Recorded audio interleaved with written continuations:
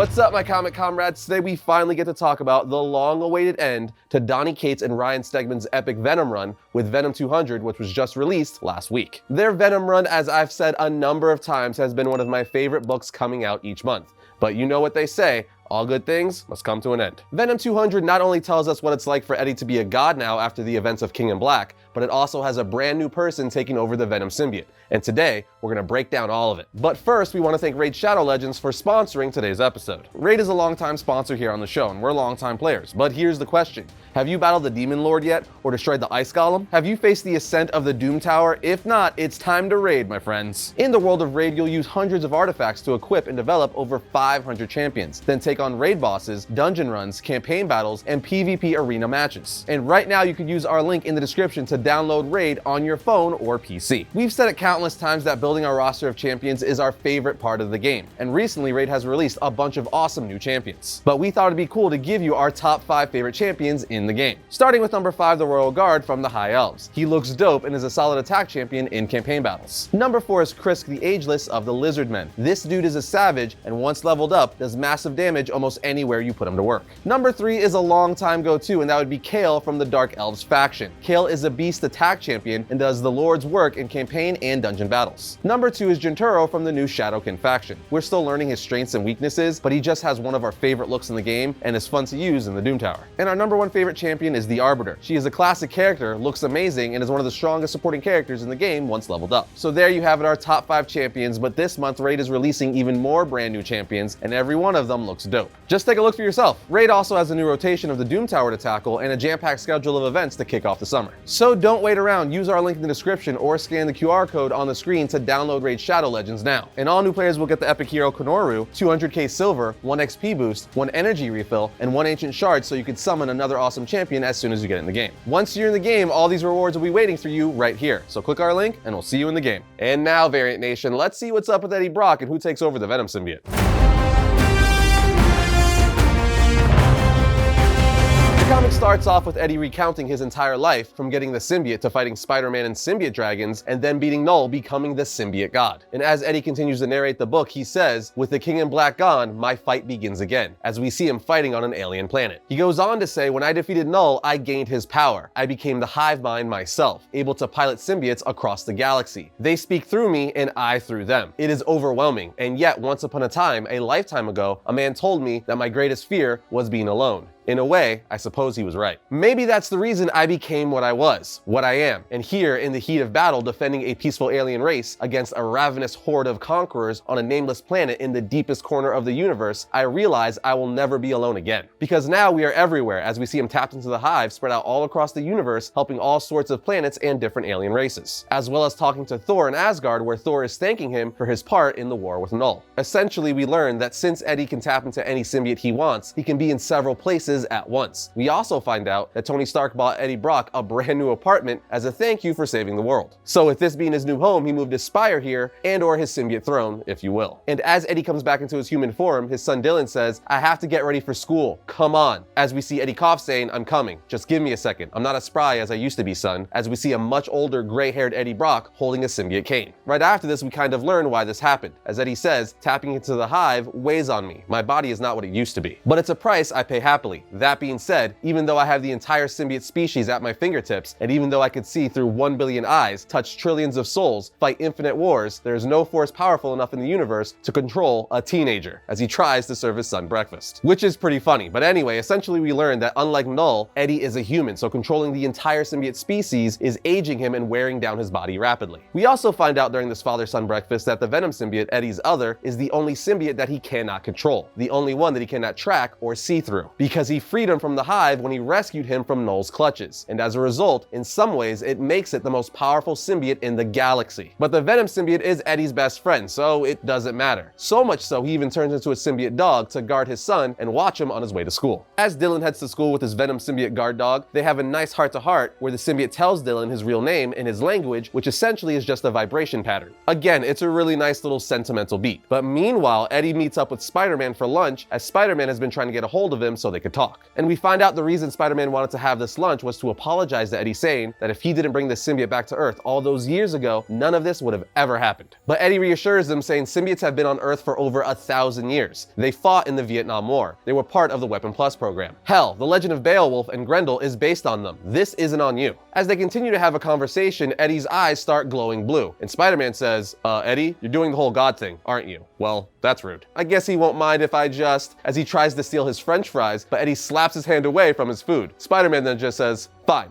I'm watching my carbs anyway. Eddie then says, sorry about that, I'm having a meeting with the Avengers right now. Also, we're about to be robbed, as he senses a robber, but makes quick work of him. After beating the thief, Eddie says, I know this is a lot, but I'm still me, still Eddie, and I'm probably gonna need a lot of help. Maybe not how you helped me in the past, but I'll always need a friend. Spider-Man then shakes his hand, saying, that I could do. Eddie then says, now if you excuse me, I have to get back home. Dylan should be out of school soon, as he turns into several bat symbiotes, flying away, thinking Spider-Man for lunch. After this, we see Eddie having a meeting with the Guardians of the Galaxy, the Avengers, and the X-Men all at the same time in separate places. And he's telling them all, in every dark corner of the galaxy, I have set my mind's eye, and there's only one being that has escaped me, the Maker, the Ultimate Universe version of Reed Richards. He continues to tell them he brought a symbiote from his world. It was damaged. He used me and my other to heal it. He augmented his symbiote with biomechanical upgrades. He was unstoppable. He disappeared through a dimensional rift before I could catch him and keep him from escaping back to what he called the Ultimate Universe, which is why I have come to all of you. I believe he is coming back. I believe he is in contact with the group that calls itself the Council of Reeds. I believe they have a council of interdimensional duplicates of himself that issued him a sort of challenge in order to join their ranks. If he is to become one of them, he must restore his own failed universe. It is my belief that he will hope to accomplish this by invading our own, essentially replacing our universe with his own. This is not a battle I can fight on my own. It will take all of our might together to defeat him. Iron Man then starts speaking up, saying, hey, okay, hold on, Eddie. This is a lot. I'm not going to say I don't believe you, but where is this information coming from? And he just says, I see a lot of things you do not. Iron Man then tells him, I get that, but help me out here. When is this invasion supposed to? And Eddie interrupts, saying, one moment, sorry, I'm in a diner with Spider-Man. He's making a joke and attempting to steal my French fries, which is a hilarious callback to the moment we just saw with Spider-Man and Eddie at the diner. So it's just cool we get to see both sides of this. Before Eddie leaves, Captain America says, we appreciate you bringing this to us. We will be looking into it closely. Cap continues to say, and obviously the offer still stands, Eddie. You'd be welcome to fight alongside the Avengers anytime. But he declines, saying, I'm just a stay-at-home dad these days, but I appreciate it more than you know. Captain America says, it's good to see you making a change, Eddie. Eddie then says, if the invasion comes, you'll have my help. But in the meantime, I'm fractured, Cap. My mind is in 1 million places at once. I'm no Avenger. You need someone who can dedicate their time to this, who has the skills and the know-how to track and infiltrate this plot, someone who could work with the team. Cap says, okay, well, do you have anyone in mind? He answers saying, in fact, I do, and you already know him. And the next page cuts to Flash Thompson, aka Agent Venom, because remember, he was brought back to life in the King in Black storyline. Long story short, we see Flash is at a coffee shop, and while he's waiting in line, someone shoots the head off the cashier. We see the people who did this are called the Guardsmen, so of course, Flash starts attacking them, going full Agent Venom on them, and their whole purpose is to eradicate symbiotes. You see the cashier was actually a symbiote, and the Guardsman tells Flash, they're everywhere, you idiot, since the invasion. As far as we know, they're all around us. The kid cashier says, please don't get rid of the symbiote. We haven't hurt anyone. I had a terminal illness before my other came. I'll be dead in a month without it. The Guardsman says, a month? You don't need to worry about that, kid, as he points a gun to his head. So the Flash attacks the Guardsman, freeing the boy. We are then taken to Midtown High School, where we see Dylan is being picked on by a kid named Kenny McFarlane Jr. And obviously McFarlane being part of his name is a little Easter egg to Venom's co-creator, Todd McFarlane. While Dylan is being picked on, he envisions beating the crap out of Kenny, so much so, he envisions killing him with a shard of glass. But again, this was just a vision. While back in the real world, he gets punched in the face by Kenny, giving him a black eye. But somehow Dylan ends up in the principal's office as if it was his fault, where the principal asks, why can't you seem to stay out of trouble, son? Why can't you stop fighting? And Dylan just answers, I've been fighting my entire life. Then while walking home, Dylan says he's angry at everyone, from his mother for giving him away, for not wanting him, at his grandfather for hurting him, and at his dad for taking away the only thing that ever made him special, his powers, for making him weak and then disappearing into the stars or whatever he does these days. But as Dylan is walking home saying this to himself with his Venom guard dog, he hears a scream from an alley saying stop. So of course he has to go investigate and help whoever's in trouble. Venom then says, no Dylan, Eddie said I must protect you. You must go home. But of course Dylan doesn't listen and says to the robber, hey, you,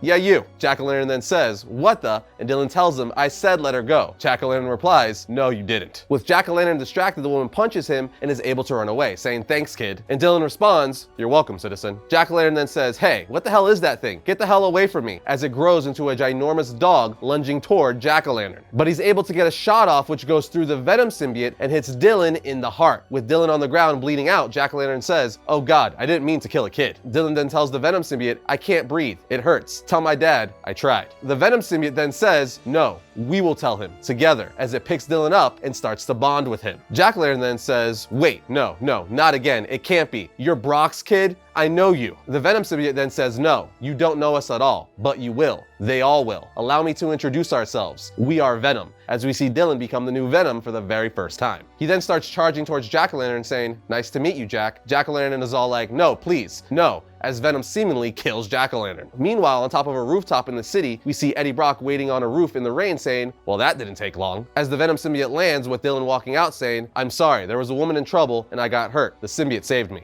Eddie then tells him, it's okay. Dylan asks, you aren't mad? And Eddie responds, son, you really didn't think I knew this was gonna happen? It doesn't take a god to see this coming. Listen, I know I haven't been there for you and I'm sorry, but I also know how angry you've been and how much rage you've had inside, how aimless you feel now that you don't have your powers anymore. All I ever wanted was for you to be safe, to be happy. The happiness might take some time and that's okay, but believe me, son, there is no safer place in the galaxy than with that symbiote. Dylan then looks up at his dad smiling saying, thanks, dad. Eddie then tells the symbiote, you take care of him, okay? The symbiote replies, yes, Eddie, always. We are family. Eddie replies, always and forever. Dylan says, whoa, I heard that, both of you, in my head. And Eddie tells him, yeah, that's gonna take some getting used to. You'll figure it out. Dylan says, it all feels so big, like I can sense things that I couldn't before. And Eddie tells him, yeah, you can now sneak up on Spider-Man. That's always a fun trick. Eddie continues to tell Dylan, you know, when I first wore the symbiote, I had so much hatred in me, so much darkness. But you don't have that darkness. You never let the world beat you down, no matter what was thrown at you. And now you're gonna have something I never had. Dylan asks, what? He says, me. Us. We are stronger when we're together. Eddie then says, now let me get a better look at that new suit. Dylan says, okay, while bonding with the symbiote saying, it's a work in progress, but I kind of think it's cool. Eddie's like, it's big. Dylan then tells him, I wanted it to look scary. Eddie then says, are you sure about the chains? Which are wrapped around Venom's wrists. Dylan says, I don't know, I thought webs were really played out. Plus, all the comics I read growing up had chains. I just like them, which again, is definitely another Image or McFarlane reference, as Spawn is known for his chains, and Pitt from Image literally has chains around his wrist as well. I'm digging these little nods to like Image book characters. Eddie then says, hey, it's your suit, do whatever you want. Dylan then asks, you don't mind if I use the name, do you? I mean, you're Venom, I'm not. Eddie then says, no son, you aren't Venom, and neither am I. Dylan then says, I don't understand. And he tells him, we are Venom together. Now there's been an explosion in the warehouse district. Sightings of a goblin. You ready? Dylan answers, as I'll ever be, I guess. Eddie then responds, okay then Venom, let's go to work, as we see the brand new Dylan Brock Venom jump into action. And with that,